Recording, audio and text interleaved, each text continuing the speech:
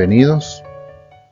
Vamos con la clase correspondiente a las relaciones periódicas entre los elementos de la tabla periódica. Este capítulo le da una especie de cierre a todos los aspectos que se han ido estudiando con respecto a la periodicidad de los elementos dentro de la tabla periódica.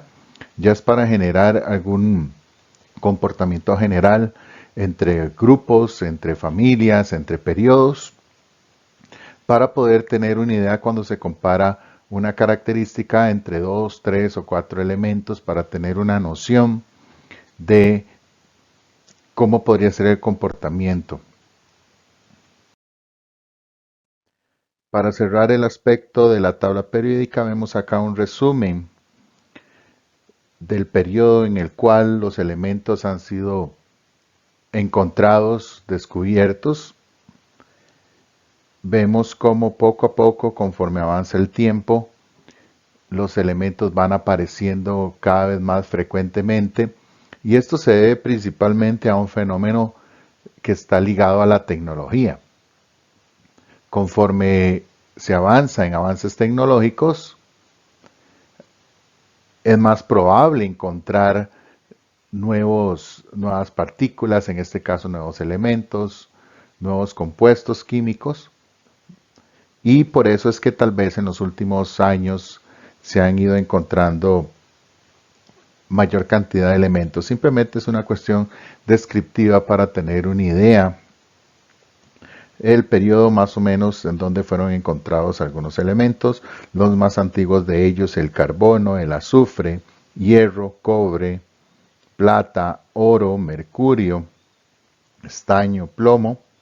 Son elementos realmente antiguos, y otros más nuevos que inclusive los últimos han sido sintéticos,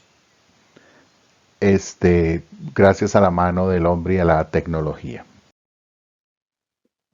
En esta imagen tenemos un resumen que está ligada al tema de configuración electrónica, en donde se nos presenta la configuración electrónica de los elementos en su estado natural de forma neutra. Entonces, cuando tengamos la duda o queremos saber la configuración electrónica de un elemento en particular, podemos ubicarnos con esta filmina para poder revisar o poder buscar la configuración correspondiente. Recordar principalmente con los elementos representativos que los del grupo 1 van a tener todos una configuración de S1, su último electrón termina en S1, lo que va a variar es el número del nivel. Entonces varía el nivel, como todos están en S, el segundo número cuántico va a ser 0, el tercer número cuántico también va a ser 0, y el cuarto número cuántico, el spin, va a ser más un medio. En el segundo grupo de elementos representativos, el segundo número cuántico es 0, el tercero es 0 y el cuarto va a ser menos un medio.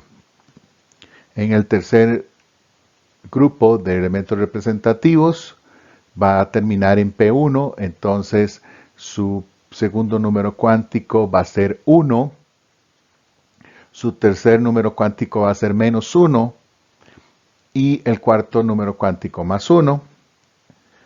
En el cuarto grupo de elementos representativos, el segundo número cuántico va a seguir siendo 1, el tercer número cuántico va a ser 0, el último número cuántico va a ser más un medio.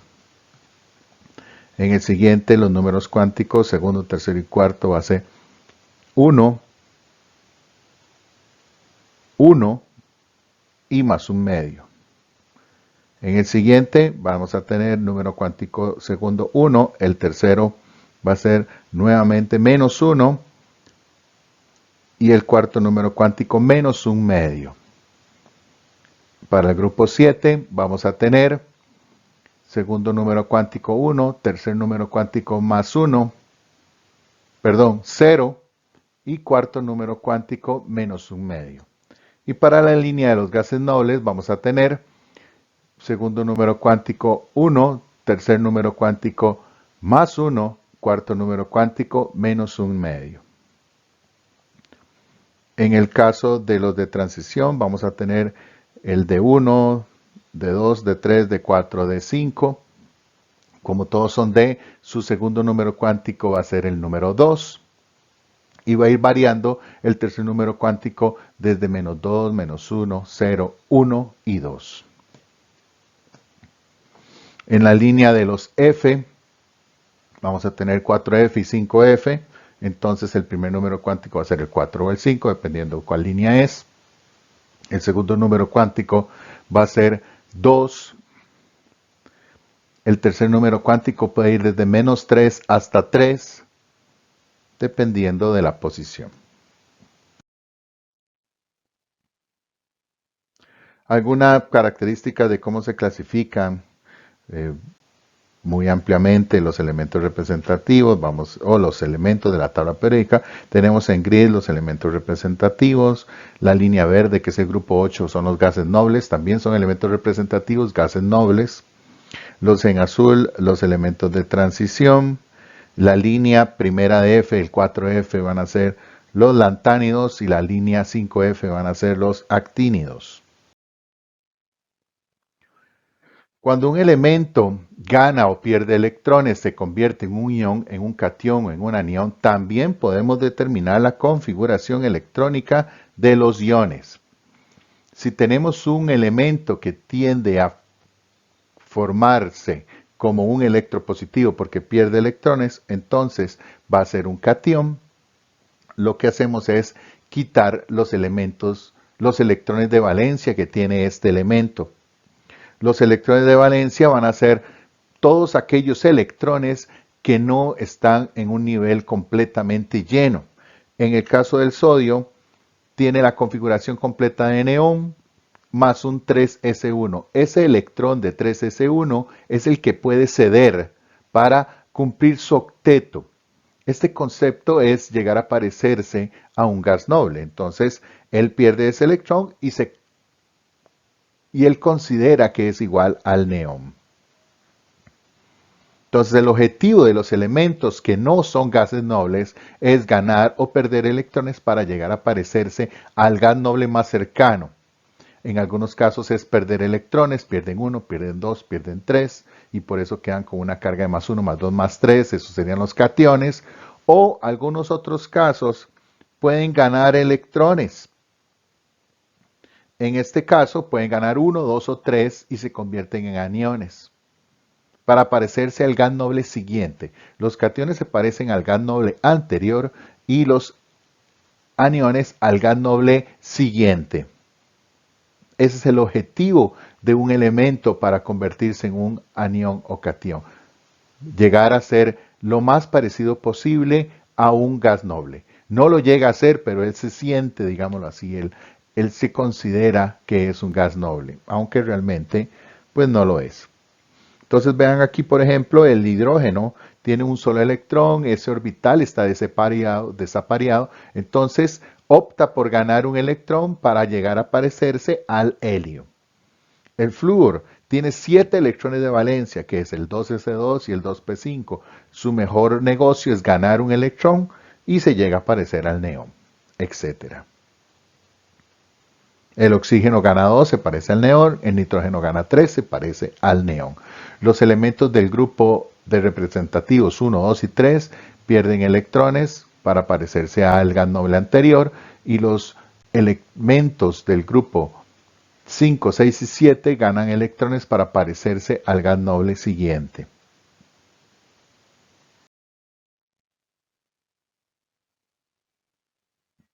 Como ya habíamos hablado en su momento, los números de oxidación es esa tendencia que tiene un elemento a ganar o a perder electrones, y siempre con el objetivo de llegar a parecerse a un gas noble.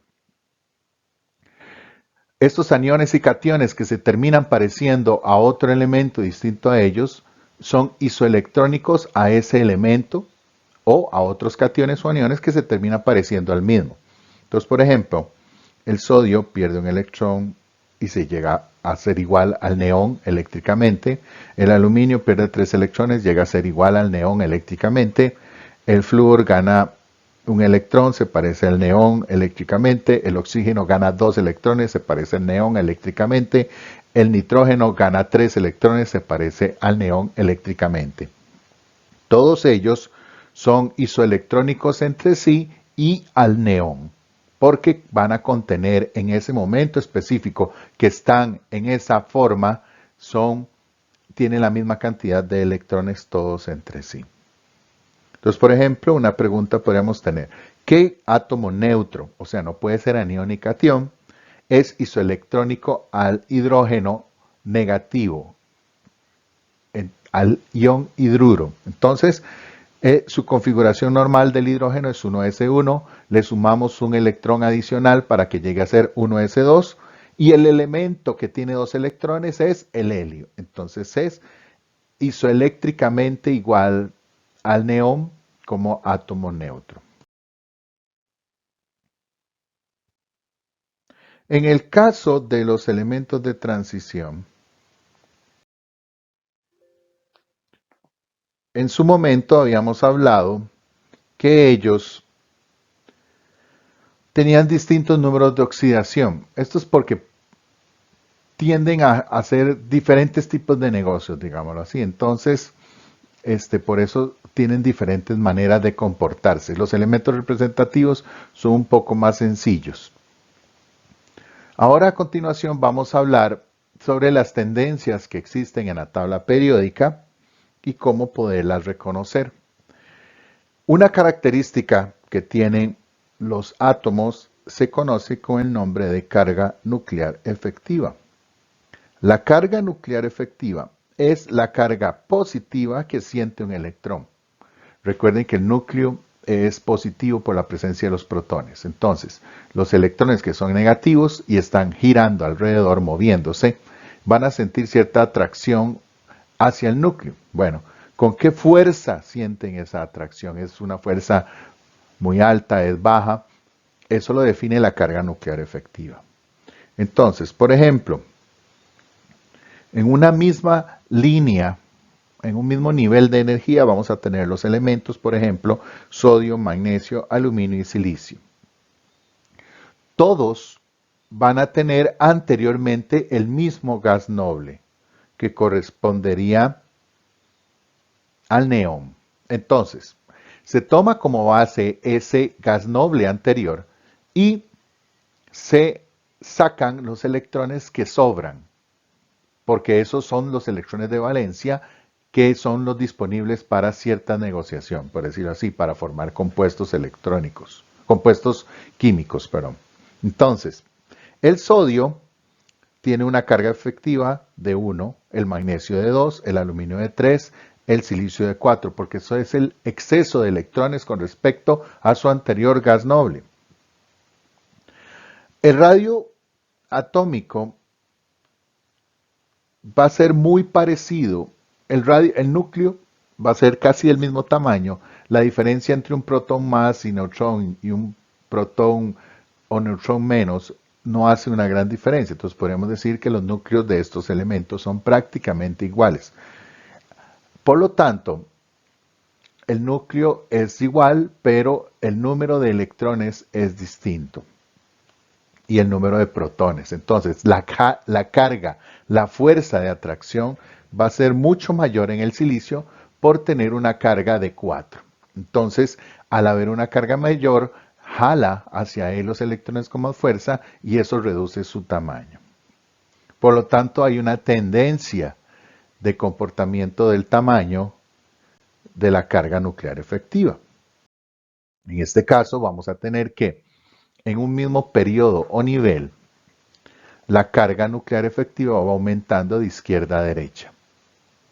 Pero cuando estamos hablando de diferentes niveles de energía, conforme más grande sea el átomo, o sea, descendiendo en la tabla periódica, va a ser, conforme vamos bajando, su carga va a ser menor. Entonces, la carga nuclear efectiva se incrementa de abajo hacia arriba. Entonces, como tendencia general, la carga nuclear efectiva en la tabla periódica para elementos representativos va a aumentar de abajo hacia arriba y de izquierda a derecha. O sea, De los elementos de la tabla periódica, el flúor es el que presenta la mayor carga nuclear efectiva. Vamos a excluir de estas tendencias a los elementos de transición, los tierras raras y la línea 8 de gases nobles. Otro concepto es el radio atómico, que termina siendo una consecuencia de la carga nuclear efectiva. Si la carga nuclear es muy fuerte, hace que el tamaño del átomo sea más pequeño. O sea que son dos características inversamente proporcionales. A mayor carga, menor radio. Entonces observamos acá que el flúor era el elemento con mayor carga, por lo tanto va a ser el elemento más pequeño. Si queremos hacer una tendencia de incremento de radio atómico, la tendencia es inversamente a la carga nuclear efectiva. O sea que el radio de un átomo aumenta de derecha a izquierda y de arriba hacia abajo. Aquí lo importante es encontrarle la lógica a los conceptos. Entonces, obviamente, al haber mayor fuerza de atracción en un átomo, su tamaño disminuye.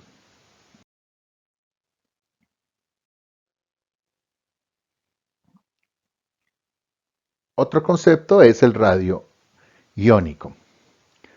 Si comparamos un elemento neutro con un ion, su tamaño disminuye. Puede ser mayor, puede ser menor, dependiendo de qué termina ocurriendo en ese átomo. Si el átomo gana electrones, su radio aumenta. Si el átomo pierde electrones, su radio disminuye. Entonces, por ejemplo, en esta imagen tenemos como el litio tiene un tamaño específico. Cuando se ioniza y pierde un electrón, su tamaño disminuye. ¿Por qué? 1. Hay menos electrones. 2. La fuerza de atracción del núcleo hacia los electrones que sobran es mayor y lo hacen más pequeño. Y lo inverso también ocurre en el caso del flúor, que tiende a formar un anión. O sea, incrementa el número de electrones en su nube electrónica. Eso hace que su tamaño aumente. 1, por tener mayor número de electrones. 2, porque la carga sobre los electrones tiende a ser menor por haber más electrones. Entonces, un catión es más pequeño que su átomo original. Un anión es más grande que su átomo original.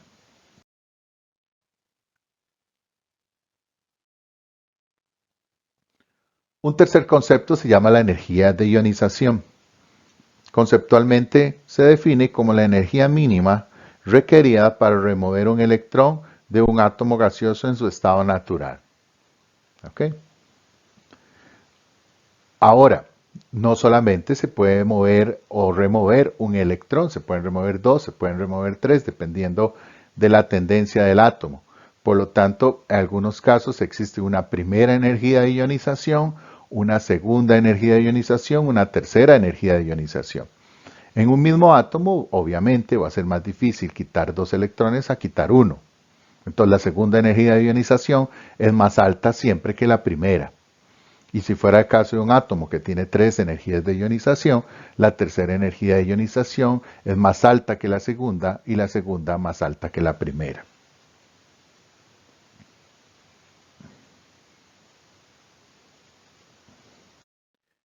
En un periodo, en una familia de elementos, la energía de ionización tiene una tendencia como el radio atómico. Entonces, entre más pequeño sea el átomo, es más difícil poderle quitar un electrón. ¿Por qué? Porque la distancia entre esos electrones y el núcleo es menor. Para quitarle un electrón a un átomo tenemos que vencer la fuerza de atracción de ese electrón hacia el núcleo. Y si esa fuerza de atracción hacia el núcleo es muy alta, la energía de ionización va a tener que ser muy alta. Es más difícil poderle quitar un electrón. Entonces, entre más pequeño es más difícil quitarle un electrón. Por eso aumenta de abajo hacia arriba, porque arriba están los átomos más pequeños, abajo los átomos más grandes. Y en una misma familia, en un mismo periodo, o nivel de energía, va a tender que la energía de ionización va a aumentar de izquierda a derecha, por la misma razón. Recuerden que los átomos de la derecha son más pequeños que los de la izquierda. Entonces, al ser más pequeños, es más difícil quitarle electrones porque la distancia entre un átomo, entre el núcleo y su electrón es cada vez menor. Entonces, la tendencia es la misma al radio atómico. Aumenta de abajo hacia arriba y de izquierda a derecha. Otro criterio, el cuarto concepto, se llama la afinidad electrónica. Es el cambio de energía que ocurre cuando un electrón es aceptado. Entonces, es lo contrario a la energía de ionización desde un punto de vista conceptual. En este caso, estamos sumando electrones al átomo. ¿Para cuáles átomos es más fácil aceptar electrones? Esa sería la pregunta. La afinidad electrónica entonces me relaciona con qué facilidad un átomo puede convertirse en un anión. ¿Por qué? Porque está sumando electrones. Entonces, ¿quiénes tienden a formar aniones? Los átomos que quieren ganar electrones, los que se ubican más a la derecha, la línea 6, 7, 5, 6 y 7.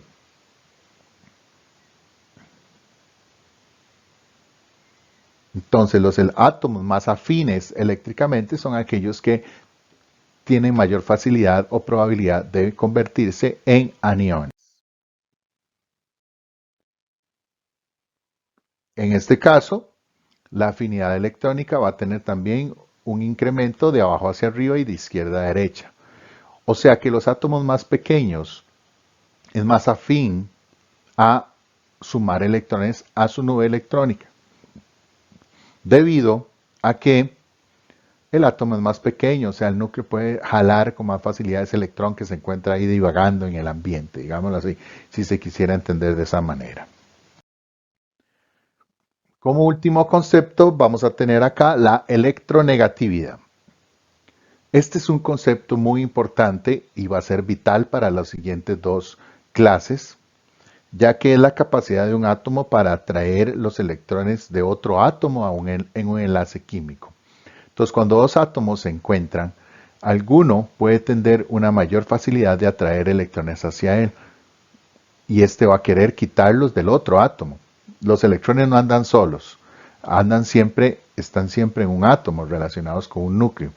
Entonces, el átomo que tiene mayor capacidad o facilidad de agregar a él ese electrón, de que ese electrón se acerque hacia él, ese es un elemento muy electronegativo. La electronegatividad es una tendencia que aumenta de abajo hacia arriba y de izquierda a derecha. O sea que el elemento más electronegativo es el flúor.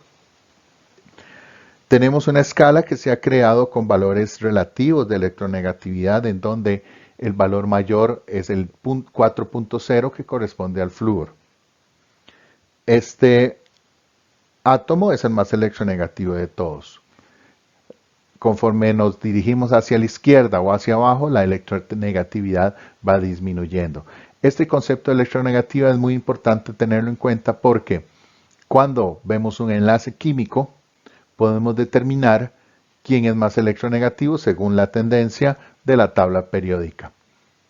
Eso nos podría ayudar a determinar varios conceptos que en las siguientes clases vamos a abordar. Un resumen de los conceptos vistos en esta clase. Tenemos la tendencia de radio atómico, que va de izquierda a derecha y de arriba hacia abajo. Y las siguientes, que todas se comportan igual. La energía de ionización, la afinidad electrónica y la electronegatividad. Todas estas tres aumentan de abajo hacia arriba y de izquierda a derecha. Entonces, al final y al cabo, el concepto de esta clase es poder determinar entre 2, entre 3, entre 4 elementos entre sí cuál es más afín eléctricamente, cuál tiene una mayor energía de ionización, cuál es más electronegativo, para lograr organizar un orden relativo. Entonces, al fin y al cabo, este capítulo se resume en esos conceptos, en poder determinar esos criterios, esas tendencias. Hasta acá esta clase. Muchas gracias. Saludos.